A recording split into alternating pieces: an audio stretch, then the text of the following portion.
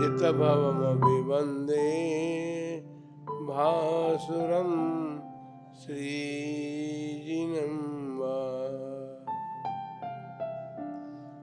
1008 श्री महावीर भगवान की 20वीं सदी के प्रथमाचार्य चारित्र चक्रवर्ती आचार्य श्री शांति सागर जी महाराज की, परम पूज्य आचार्य श्री वीर सागर जी महाराज की, परम पूज्य आचार्य श्री शिव सागर जी महाराज की, परम पूज्य दीक्षा गुरुवर्य आचार्य श्री धर्म सागर जी महाराज की, परम पूज्य आचार्य श्री अजित सागर जी महाराज की, परम पूज्य शिक्षा गुरुवर्य आचार्य कल्प श्री सुत सागर जी महाराज, श्रीमद् जैन धर्म की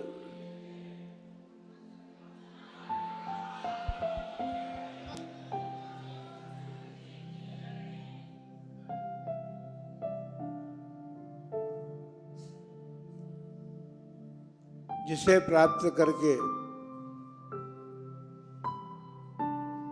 जगत के सभी प्राणी अंधकार से बाहर निकलते हैं,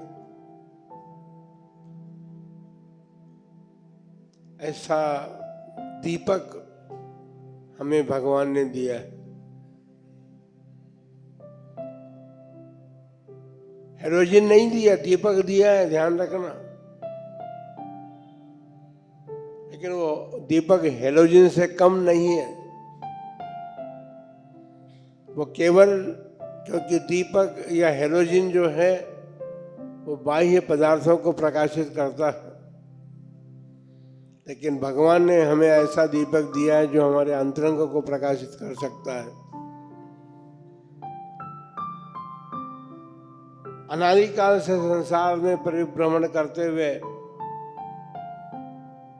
संसार के सभी प्राणी अंधकार में जी रहे हैं। अंधकार से बाहर निकलने की कभी कभी इच्छा तो हो जाती है कि भाई अंधेरे में कब तक पड़े रहेंगे, लेकिन इच्छा होकर के रह जाती है। उस इच्छा को कार्य रूप परिणत करने का पुरुषार्थ नहीं कर पा रहे हैं। बंधुओं, धर्म क्षेत्र तीर्थंकर भगवान के द्वारा दिया प्रदान या प्रदत्त क्षेत्र है। वे भी हमारी जैसी ही संसारी आत्मा थे। उनके भीतर जब ज्ञान प्रकट हुआ, तत्व ज्ञान प्रकट हुआ, एक स्थान पर आचार्य देव ने कहा है कि मैं यदि उग्र से उग्र विष का भक्षण करके अपने जीवन का समापन कर सकूं, यदि मैं जलती हुई ज्वालाओं में प्रवेश करके अपने जीवन का अंत कर लूं, लेकिन इससे भी आगे बढ़ करके वो कहते हैं कि यदि मैं अपने आप को कृतांत अर्थात मृत्यु का भी वर्ण कर दूं, मृत्यु को भी अपने आप को समर्पित कर दूं, लेकिन उससे भी श्रेष्ठ बात तो ये है कि अपना जीवन देने पर भी तत्व की प्राप्ति नहीं हो सकती है। उस तत्व को प्राप्त करने के लिए भीतर ज्ञान का दीपक जलाना होगा। वह ज्ञान का दीपक ही हमें वह शक्ति और सामर्थ्य प्रदान करता है। बल्कि इससे तो नेत्र दो तो सभी पंचेंद्रिय जीवों के पास हैं, चक्षुंद्रियों के जीवों के पास भी 2 नेत्र हैं, लेकिन वो तीसरा नेत्र जो है वो ज्ञान है। वह तीसरा नेत्र जिसको प्राप्त होता है वही जीव जो है मोक्ष मार्ग में लग पाता है। वृक्ष जो है अपनी जड़ों के आधार पर खड़ा रहता है, तो वृक्ष की जड़ें जो हैं वो वृक्ष को गिरने नहीं देती। यदि जड़ें कमजोर हो जाती हैं तो बहुत बड़ा तूफान आकर के उस वृक्ष को गिरा देता है। अभी आया था तूफान, कई वृक्ष गिर गए, वृक्ष ही नहीं गिरे, वनस्पति का एक वृक्ष ही नहीं गिरे हैं, लेकिन जो सीमेंट के वृक्ष आपने खड़े कर रखे हैं गुजरात में भी, तो वो वृक्ष भी गिर गए। एक छोटा सा तूफान हमारे रहने के मकान को भी गिरा सकता है। यह तो संसार की स्थिति है। न जाने कितने मकान हमारे गिरे होंगे अभी तक। इस जन्म में हमने अनेक मकानों को प्राप्त किया होगा और सब के सब गिर भी गए। फिर हमने जन्म ले लिया, फिर आकर के हमने यहाँ नया मकान बना लिया, उस मकान में हम रह रहे हैं। बंधुओं, ये मकान तो भौतिकता को लिए हुए हैं, ये भौतिक मकान तो गिरते रहेंगे। शाश्वत रहने वाला एक मकान हमारे पास में है, लेकिन सब शरीर को मकान समझते हैं। वो शाश्वत मकान तो ऐसे स्थान पर है जो यहाँ से बहुत दूर है। बहुत दूरी तय करने के लिए कोई यात्री जब किसी वाहन का प्रयोग करता है, प्राचीन समय की बात तो यह है कि एरोप्लेन और ट्रेन का युग नहीं था, गाड़ी भी नहीं थी। उस समय बड़ी दूर की यात्रा रथ पर सवार होकर के की जाती थी। वह रथ का चलाने वाला जो है तो ज्ञान रूपी रथ पर चढ़ करके जो भी मोक्ष गए, क्योंकि मोक्ष की दूरी यहाँ से 7 राजू है और 7 राजू के प्रमाण दूरी को तय करने के लिए कोई शीघ्रगामी वाहन चाहिए। और शीघ्रगामी वाहन ज्ञान ही हो सकता है। उस ज्ञान के बल पर हम उस 7 राजू की दूरी को शीघ्र तय कर सकते हैं, लेकिन पुरुषार्थ करने की आवश्यकता है। पहली बात तो यह है कि वृक्ष जो हमको मिला है, उस वृक्ष की जड़ों को मजबूत करना पड़ेगा, और वो जड़ें मजबूत होंगी सम्यक दर्शन से। सम्यक दर्शन रूपी रत्न प्राप्त करके हम संसार रूपी वृक्ष को हिला सकते हैं।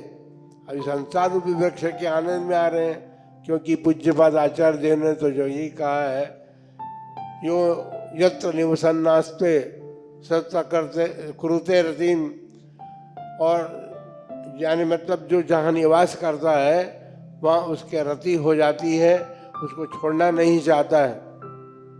छोड़ दिया, उदयपुर वासियों ने तो छोड़ दिया।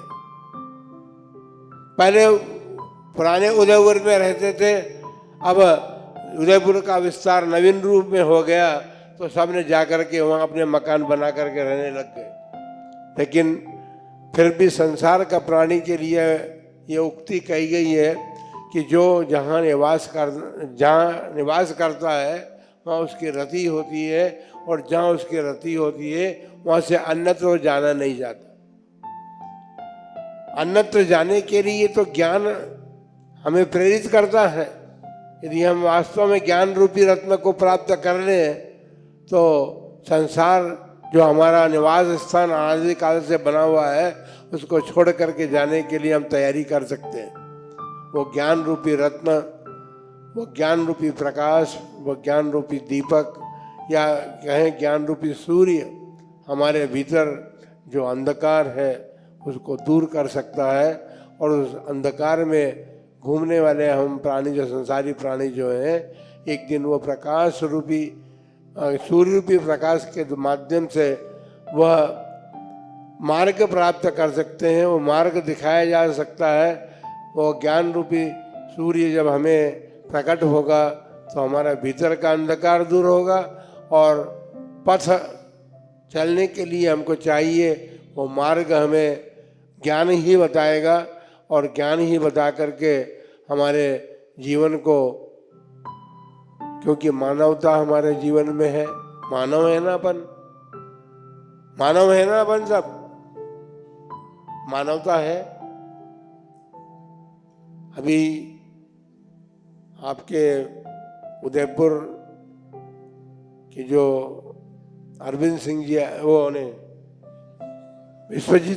विश्वनाथ सिंह जी आए थे, उन्होंने एक बात कही थी कि आपके द्वारा उदयपुर में चातुर्मास हो और मानवता लोगों में जीवन से हटती जा रही है, मानव होकर के भी मानवता नहीं है, ये तो बड़ा आश्चर्य है। तो नैतिकता और मानवता जो है, इसका ज्ञान और इसका प्रकाश भी जो है वह ज्ञान से ही मिल सकता है और उस ज्ञान के द्वारा हमारे जीवन में वह सूत्र प्राप्त हो सकता है जिसके माध्यम से हम चारित्र धारण करके रत्नत्र की परिपूर्णता से मोक्ष मार्ग को प्राप्त कर सकते हैं। आप सब अपने जीवन में चारित्रधारी गुरुओं की सेवा कर रहे हैं, उनसे प्रेरणा प्राप्त करें। उनके जीवन में उनके गुणों का अनुवाद तो तभी सार्थक हो सकता है कि जब उन जैसे बन करके आप अपने जीवन को, इस मनुष्य जीवन को सार्थक करने का पुरुषार्थ करके और उस मोक्ष मार्ग पर चल करके अपने आत्मा को, क्योंकि आप शरीर नहीं है, आप तो आत्मा है, उस आत्मा को आप उस शाश्वत सुख के स्थान पर पहुंचाएं जहाँ से कभी दुख की प्राप्ति नहीं होती है। इन्हीं मंगलमय भावनाओं के साथ आप सबके लिए मंगल आशीर्वाद। आप सभी सुखी हों, आपको शांति प्राप्त हो, क्योंकि सुख और शांति के लिए तो आपने यह संसार जो है भौतिकता को अपनाए हुए है, लेकिन भौतिक सुख और साधन जो है वो शांति देने वाले नहीं है, बल्कि आकुलताएं देते हैं। इसलिए आकुलता देने वाले इन भौतिक साधनों को प्राप्त करने का पुरुषार्थ छोड़ करके आध्यात्मिक पुरुषार्थ आपके जीवन में जागृत हो। इन्हीं मंगलमय भावनाओं के साथ आप सबके लिए मंगल आशीर्वाद। आप सुख शांति और धर्म की अभिवृद्धि को, समृद्धि नहीं, धर्म की अभिवृद्धि को प्राप्त हो, क्योंकि धर्म की अभिवृद्धि ही आपको उस स्थान पर ले जाएगी और वही हमारा आशीर्वाद सबके लोग हैं।